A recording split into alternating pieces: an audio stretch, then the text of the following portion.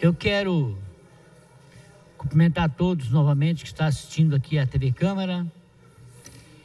Mas hoje, gente, eu quero falar um pouquinho sobre uma questão que envolve grande parte da nossa sociedade, principalmente aquelas menos favorecidas, que é a questão da habitação.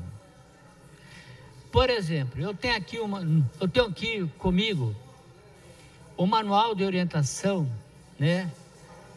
para a aprovação de projetos habitacionais. E na sua folha 18 e 25, fala o seguinte, só para vocês terem uma ideia. O documento expedido pela Prefeitura Municipal que ateste a vinculação do projeto de habitação de interesse social exclusivamente ao programa de recuperação de interesse social, identificando e quantificando o número de famílias a serem atendidas no termo da legislação específica de proteção e recuperação aos mananciais para empreendimentos de habitação de interesse social situados em áreas de proteção e recuperação aos mananciais, APRM, da região metropolitana de São Paulo. Então, só para vocês terem uma ideia, e na página 25 fala o seguinte. Na página 25 fala o seguinte. De acordo com a certidão de conformidade da Prefeitura, em anexo 8, uma cópia do projeto pré-aprovado para os casos de loteamento e desmembramentos ou para cada conjuntos habitacionais e condomínios deve se apresentar a certidão de aprovação ou alvará de execução do empreendimento. Só que eu só gostaria de dizer para vocês que vamos partir agora para a folha 106, que fala sobre o seguinte. É meio complexo aqui, é meio complicadinho, mas fala o seguinte.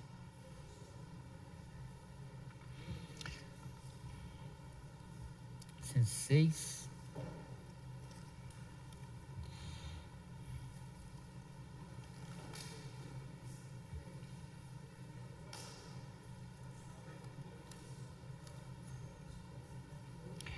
A Prefeitura Municipal ou Distrito Federal, quando for o caso de desatendida pelo loteador a notificação, poderá regularizar o loteamento ou desmembramento não autorizado ou executado sem observância das determinações do ato administrativo de licença para evitar lesão aos seus padrões de desenvolvimento urbano e na defesa dos direitos dos adquirentes de lotes. Só para vocês terem uma ideia. No Estatuto da Cidade, em seu artigo 9º,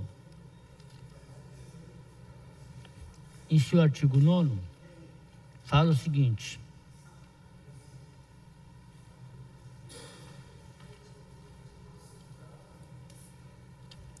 Espera aí.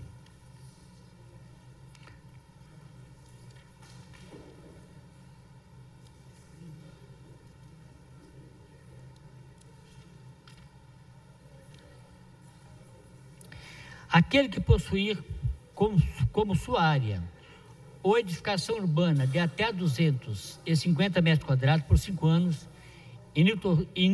ininterruptamente e sem oposição, utilizando para sua moradia ou de sua família, adquirir-lhe-á o domínio desde que não seja proprietário de outro imóvel urbano ou rural. Aí, para você ver, aí nós vamos no artigo 12, que fala o seguinte.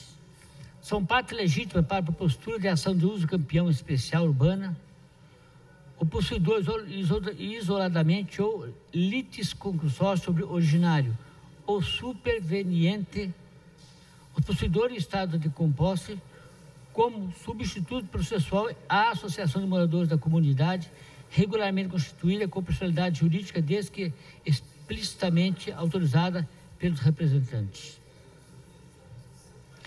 Na ação de uso campeão especial urbana, é obrigatória a intervenção do Ministério público. O autor terá os benefícios da justiça e da assistência judiciária gratuita. Escuta só o que eu estou te falando. O artigo 12 do Estatuto da Cidade diz que o autor da ação terá os benefícios da justiça e da assistência judiciária gratuita, inclusive perante o cartório de registro de imóveis. A uso campeão especial de imóvel urbano poderá ser invocado como matéria de defesa, valendo a sentença que a recorrer como título para registro do cartório de registro de imóveis. Eu estou lendo isso para que você tenha noção, o que você tem na tua mão e às vezes você não sabe. Porque às vezes não há nem interesse de explicar isso realmente para as pessoas. O artigo 41 fala o seguinte. 41 fala o seguinte. O plano diretor é obrigado para cidades com mais de 20 mil habitantes. Nós temos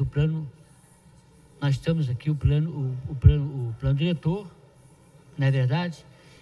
E o artigo 42B fala o seguinte, no seu inciso 5. Diz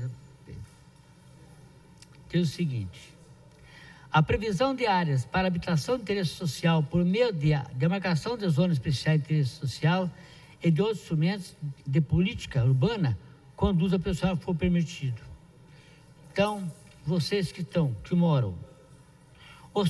E aqui no 47 é o seguinte, os tributos, isso aqui é muito importante. O artigo 47 do Estatuto da Cidade diz o seguinte: àqueles que moram em área de interesse social, os tributos sobre imóveis urbanos, assim como as tarifas relativas a serviços públicos urbanos, serão diferenciados em função do interesse social. Eu fiz um projeto de lei nessa casa, mas infelizmente o projeto já foi arquivado, porque ele tem aparecido com o contato jurídico das comissões. Aí eu pedi desarquivamento, mas não aceitaram. E aí o artigo 47 da lei 10.257 continua vigorando a nível federal. Se o município quiser acatar a lei, ela pode. Só que eu queria fazer a nível de município e não pude. Mas a lei existe a nível federal, que é o seguinte, vou repetir.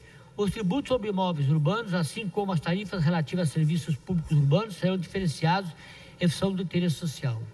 Então, as tarifas que são cobradas em condomínios de alto padrão, em loteamentos de alto padrão, não poderão ser iguais às tarifas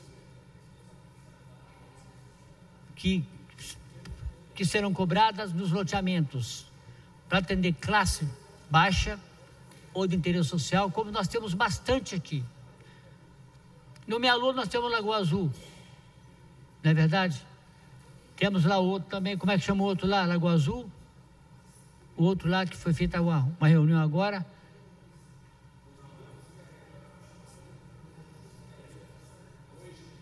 A Conquista lá, como é que é? Ah, tá.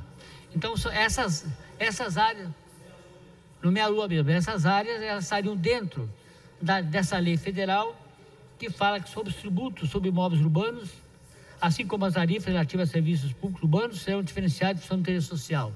Então, quer dizer, as tarifas e os impostos, por exemplo, serão diferenciados por ser áreas declaradas de interesse social, inclusive. Como é o Pedra Mar, como é o Parque Imperial, como é o Vila Itaú, como é o 22 de abril, como é o 1º de maio, mas essas leis não são aplicadas aqui na nossa cidade.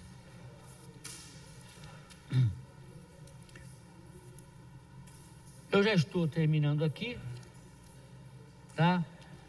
Mas eu retorno no horário da liderança, porque tem muita coisa para falar, mas o tempo, infelizmente, é curto. Eu me preocupei em falar sobre isso, porque é um tema de interesse social muito importante e que muita gente não sabe, inclusive, disso. Portanto, pode chegar aqui, meu querido, e fazer uso da sua palavra.